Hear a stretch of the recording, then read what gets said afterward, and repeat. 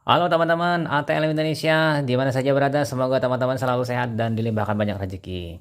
Nah, kali ini kita membahas patofisiologi, yaitu materi gangguan metabolisme lemak.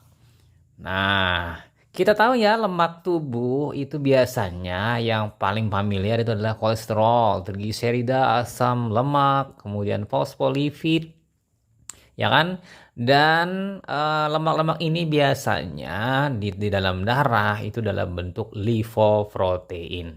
Nah, gangguan metabolisme lemak merupakan masalah yang dapat menimbulkan penyakit pada tubuh, baik kekurangan atau kelebihan, tapi lebih banyak arahnya kelebihan lemak di dalam tubuh. Nah, mari kita bahas ya materi ini di channel ATL Indonesia. Bagi teman-teman yang baru saja bergabung, jangan lupa subscribe dan bunyikan lonceng notifikasinya untuk mendapatkan update-update terbaru seputar IMO Laboratorium Medik. Oke, kita langsung saja dimulai dengan pendahuluan. Lipid adalah senyawa yang mengandung karbon dan hidrogen yang tidak larut dalam air, yaitu hidrofobik, tetapi larut dalam pelarut organik. Jadi yang ini berarti kan apa namanya, hidrofobik. Lawannya kalau kan hidrofil. Kalau larut dalam ini dalam organik beda ya, seperti pelarut-pelarut alkohol, ether ya. Oke, lipofil ya. Nah, ini lawan-lawannya. Komponen lipid utama yang dapat dijumpai dalam plasma adalah trigliserida, kolesterol, dan fosfolipid. Nah, kita bahas dulu trigliserida. Trigliserida merupakan asam lemak yang dibentuk dari esterifikasi 3 molekul asam lemak menjadi satu molekul dengan berikatan dengan gliserol. Jadi gliserol mengikat 3 asam lemak. Asam lemak itu bisa majemuk atau asam lemak tunggal. Nanti tergantung ya, trigliserida tunggal atau trigliserida majemuk. Jaringan adiposa memiliki simpanan trigliserida yang berfungsi sebagai gudang lemak yang segera dapat digunakan. Nah, dengan masuk dan keluar dari molekul trigliserida di jaringan adiposa, asam-asam lemak merupakan bahan untuk konversi menjadi glukosa. Ini prosesnya gluconeogenesis. Ya kan, perubahan penggunaan energi yang bukan berasal dari glukosa tapi berasal dari lemak atau protein. Nah, sini ya gluconeogenesis. Serta untuk pembakaran langsung yang menghasilkan energi. Nah, berarti masuk ke dalam siklus Krebs ya. Nah, oke, lanjut lagi, kita pindah ke asam lemak.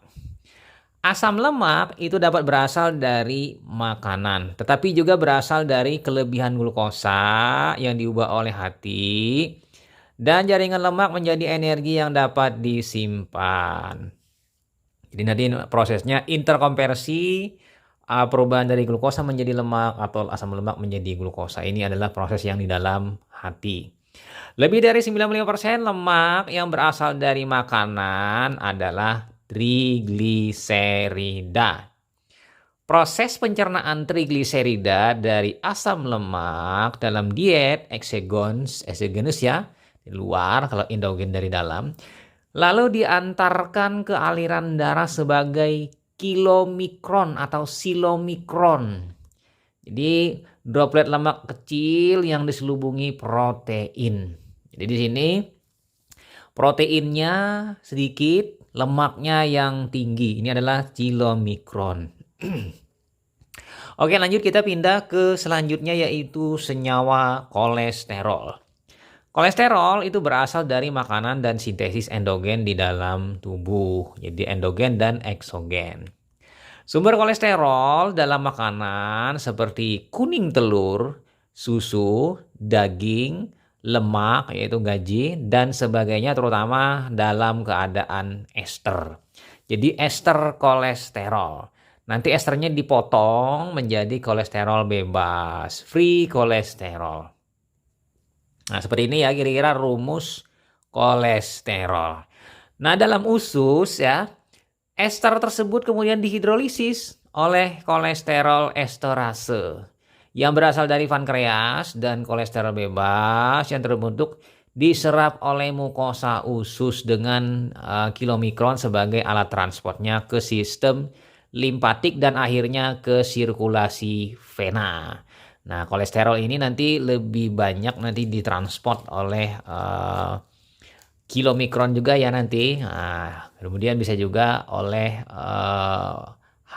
LDL nanti. Kira-kira 70% kolesterol mengalami esterifikasi dikombinasikan dengan asam lemak, sedangkan 30% lainnya dalam bentuk bebas. Jadi nanti terjadi seperti itu ya, kolesterol ester dan kolesterol bebas. Nah, berikut gambarnya sebagai berikut di sini. Pada saat kita memakan makanan, maka masuk dalam saluran cerna ya, lambung lalu turun ke bawah. Nah, di situ nanti ada emulsi oleh apa namanya di situ getah ya, getah dari pankreas. Lalu di situ ada pengemulsian ya. Dan di situ akan terjadi proses pencernaan oleh lipase ya kan, melepaskan nanti triasilgliserol. Lalu asam lemak dan lain-lainnya itu dipecah produknya dan akan diubah menjadi trigliserida ya, lalu diserap masuk dalam bentuk APO C2 ke dalam saluran cerna. Nah, trigliserida ini berikatan dengan protein. Kolesterol juga ikut apolipoprotein di dalam kilomikron. Masuk ke dalam lalu ke hepar dan di hepar ini terjadi proses metabolisme ya. Metabolisme mungkin nanti ada prosesnya namanya di kilomikron, maka dikenal nanti ada kilomikron, VLDL, HDL dan LDL. Nah, ini adalah lipoprotein transport dari lemak nanti yang akan kita bahas. Nah, kita pindah ke kolesterol. Masih di kolesterol ya. Kolesterol disintesis di hati dan usus serta ditemukan dalam eritrosit, membran sel dan otot. Kolesterol ya penting dalam struktur dinding sel dan sebagai bahan yang membuat kulit kedap air. Jadi di sini kedap air kulit kita ini salah satunya disebabkan oleh lipid yaitu kolesterol. Kolesterol digunakan tubuh untuk membentuk garam empedu. Yang mana garam empedu ini sebagai fasilitator untuk pencernaan lemak dan untuk pembentukan hormon steroid. Jadi hormon steroid itu bahan bakunya dari kolesterol. Misalnya di sini hormon steroid kortisol, estrogen, androgen ya. Ini hormon-hormon salah satunya hormon kelamin ya. Oleh kelenjar adrenal, ovarium dan testis. Jadi penting sekali kolesterol ini bahan baku untuk hormon steroid. Nah, kita pindah lanjut ke lipoprotein.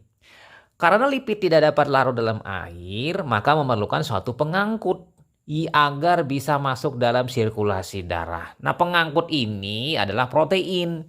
Lalu dinamakan adalah lipoprotein, lipid yang dibawa oleh protein. Lipoprotein ya dalam sirkulasi terdiri dari partikel berbagai ukuran yang juga mengandung kolesterol, trigliserida, fosfolipid dan protein. Tapi ini jumlahnya nanti berbeda-beda ya sehingga masing-masing lipoprotein memiliki karakteristik densitas yang berbeda-beda. Nah, kita bahas lipoproteinnya satu persatu. Yang pertama, kilomikron. Lipoprotein terbesar dan paling rendah densitasnya. Di sini kandungan utamanya adalah trigliserida yang sangat tinggi. Ini mentransport trigliserida ya dari menuju hati, maksudnya dari pencernaan menuju hati. Yang kedua, very low density lipoprotein. Ini lipoprotein densitasnya sangat rendah, very low, sangat rendah.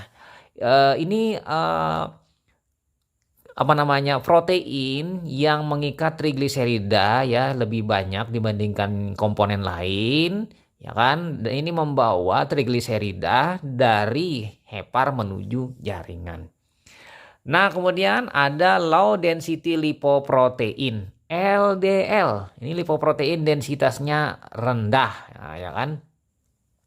Ini adalah tinggi kadar kolesterolnya. Jadi membawa kolesterol dari hepar menuju jaringan ya. Ya. Sementara yang satunya lagi intermediate density lipoprotein. Ini adalah bentuk tengah dari lipoprotein ya. Lipoprotein yang densitasnya sedang. Jadi intermediate ya, IDL.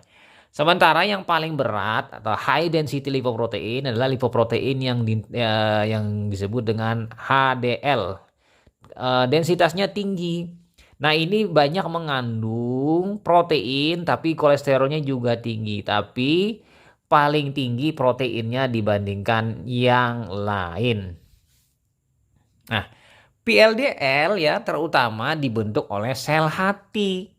Terdiri dari trigliserida endogen yang dibentuk oleh sel hati dari karbohidrat. Jadi dari hati nanti dikirim ke jaringan, transportnya VLDL. Nah, VLDL bertugas membawa kolesterol yang dikeluarkan dari hati ke jaringan otot untuk disimpan sebagai cadangan energi. Nah, sementara LDL itu berasal dari katabolisme VLDL. Jadi perubahan dari VLDL. Bertugas mengangkut kolesterol dalam plasma darah ke jaringan perifer untuk keperluan pertukaran zat. Jadi perbedaannya LDL ini pertukaran zat, sementara VLDL deposit ya kan ke otot. LDL itu mudah sekali menempel pada dinding pembuluh koroner sehingga menimbulkan kerak kolesterol berupa plak. LDL sering disebut juga sebagai kolesterol jahat. Nah, kita pindah lagi masih di lipoprotein yaitu HDL. HDL dibentuk oleh sel hati dan usus.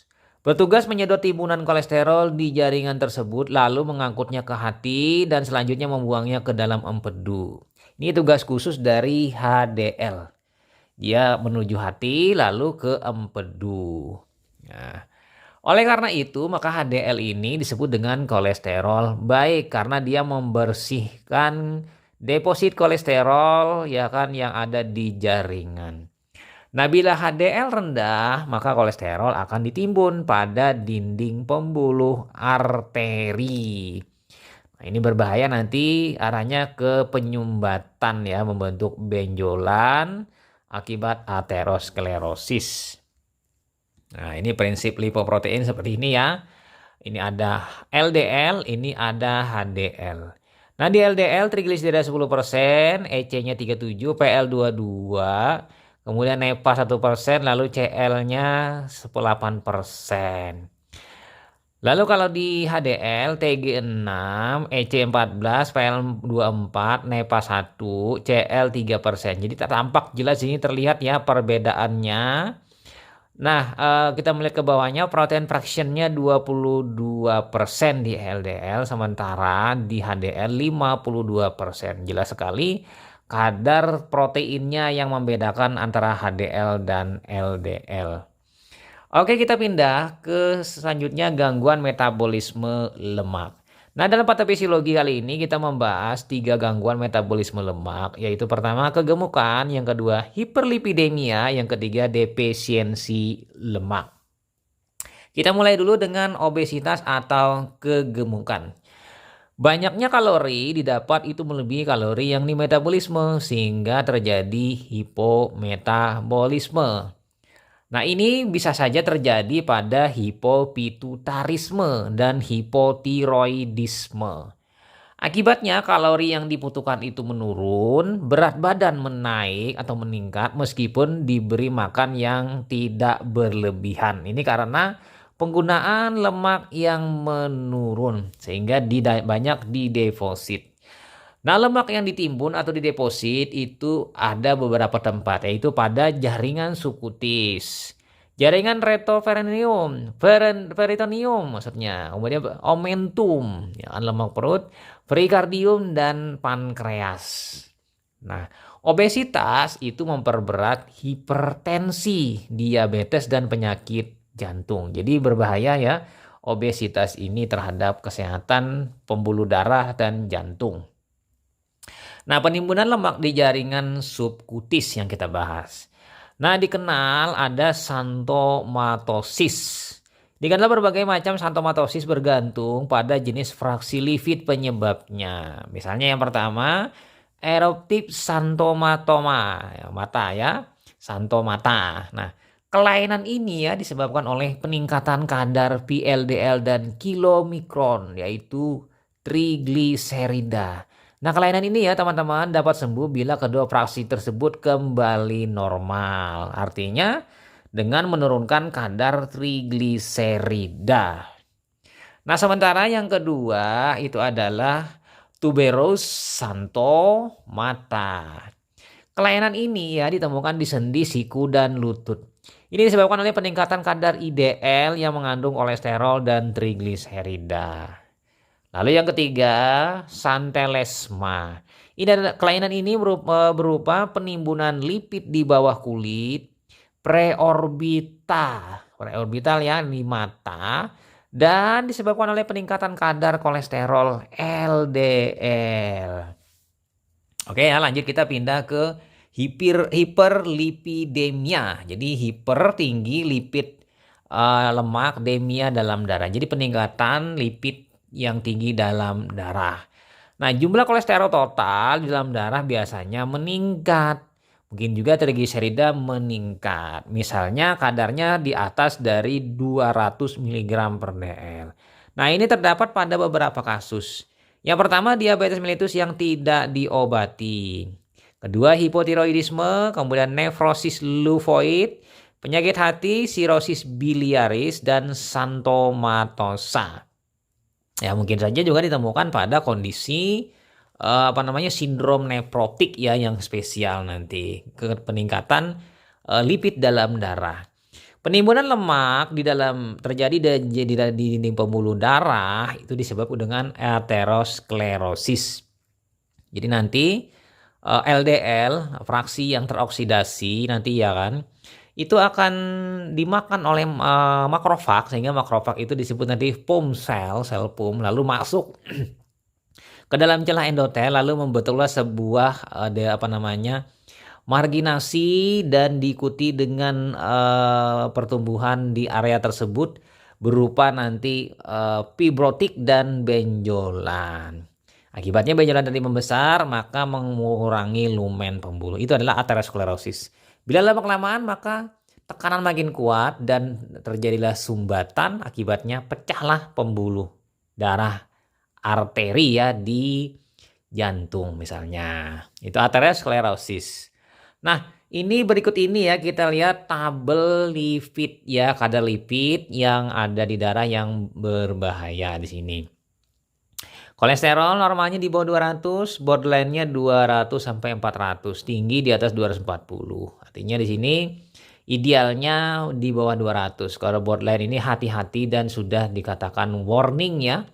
Kalau tinggi ini berarti memang sudah tinggi. Trigliserida di bawah 150 mg per dl, sementara borderline-nya 150 sampai 200 mg per dl. Di atas 200 itu sudah dikatakan tinggi. Sementara kolesterol LDL itu di bawah 150 mg per dl, 150 sampai 190 mg per dl ini untuk LDL-nya. Bila di atas 190 mg per dl itu adalah dikatakan tinggi. Oke, kita pindah masuk ke aterosklerosis. Nah, di sini aterosklerosis adalah proses penyempitan lumen pembuluh darah oleh sebab banyaknya LDL yang dideposit di pembuluh darah akibat dimakan oleh makrofag atau sel POM, sehingga lumennya menyempit lalu menghambat aliran darah. Apabila aliran darah terhambat, maka kencang, dan bila mengecil lagi kencang, akhirnya mungkin bisa terjadi proses yang namanya perdarahan atau pecah pembuluh darah akibat dari penyumbatan tadi. Nah, kita pindah lagi ke hiperlipidemia dan penyakit jantung koroner. Nah, penyakit jantung koroner itu terkait juga dengan hiperlipidemia. Ini terjadi karena akibat dari penyempitan atau penyumbatan dinding pembuluh koroner karena adanya endapan lemak dan kolesterol ya, terutama si LDL teroksidasi, sehingga mengakibatkan suplai darah ke jantung menjadi terganggu. Nah, Perubahan pola hidup itu bisa mempengaruhi pola makan dan stres juga dapat mengakibatkan terjadinya penyakit jantung koroner. Ya mungkin dengan makan makanan yang serba instan dan makanan yang berasal dari jeroan sapi ya kan kambing ya lemak-lemak ini mengakibatkan kenaikan lemak di dalam darah ya kan. Nah, jadi ini akan menjadi sebuah pola makan.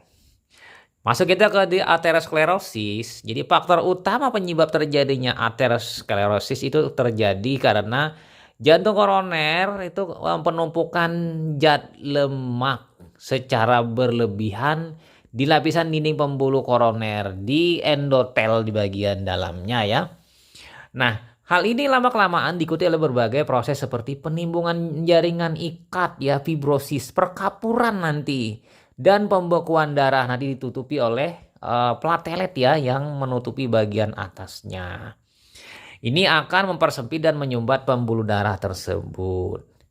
Nah, kita lihat di sini seperti pada gambar berikut ini ya. Gambar pertama ya asal mulainya ya kan kolesterol tadi, kemudian lagi terbentuklah plak ya, lalu plak tadi kemudian menebal ya kan. Ya kan ada jaringan-jaringan lain terbentuk hingga tersumbat total pada gambar. Jadi aterosklerosis ini akan mengakibatkan otot jantung di daerah tersebut mengalami kekurangan aliran darah karena darah yang lewat itu sedikit atau sangat sedikit.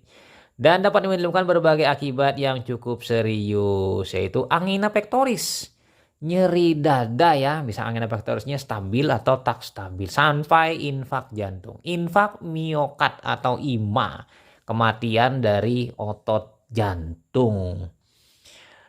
Oke, kita pindah lanjut ke yang nomor 3, defisiensi lemak. Ini adalah kekurangan lemak. Ini terjadi ya pada keadaan yang pertama kelaparan, starvation. Starvation ini bisa terjadi karena lapar yang lama, misalnya berada terdampar di gurun atau terdampar di lautan. Sehingga tidak makan, akibatnya tubuh melakukan proses yang namanya memetabolisme zat-zat yang ada, mulai dari glukosa, lalu protein hingga lemak. Akibatnya mengalami kurus ya, badan kurus, kekurangan lemak. Yang kedua gangguan penyerapan, malabsorpsi. Ini masalahnya di usus. Misalnya penyakit celiak, berak berak lemak, mungkin sprue ya. Mungkin ini pada kasus dengan seperti sariawan tropik pada usus sariawan ya, penyakit Whipple. Nah, ya. Tubuh terpaksa mengambil kalori dari simpanannya karena intake yang kurang. Nah, yang mula-mula dimobilisasi karbohidrat dan lemak. Dan hanya kondisi gizi buruk akibatnya protein diambil dari jaringan. Jadi 3 zat ini dipakai untuk proses metabolisme atau pengambilan untuk kalori ya. Ya. Kemudian pada penyakit Whipple selain defisiensi lemak juga defisiensi protein, karbohidrat dan vitamin. Oke ya, kira-kira itu saja mengenai gangguan metabolisme lemak yang kita bahas. Semoga bermanfaat bagi teman-teman. Selamat belajar, semoga teman-teman mendapatkan ilmu ya tentang gangguan metabolisme di mata kuliah patofisiologi. Dan ini juga bisa menjadi diaplikasikan ke mata kuliah kimia klinik ya, kimia darah. Oke ya teman-teman, sampai jumpa di video selanjutnya. Saya Ahmad Lewamit. Bye.